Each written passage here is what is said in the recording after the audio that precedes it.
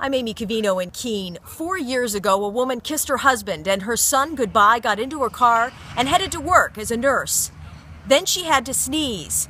When she awoke, she was pinned in her car and couldn't feel her legs. Now, 4 years later, she's on a quest to get her life back and her independence. Hear her story tonight on WMUR TV at 5:30.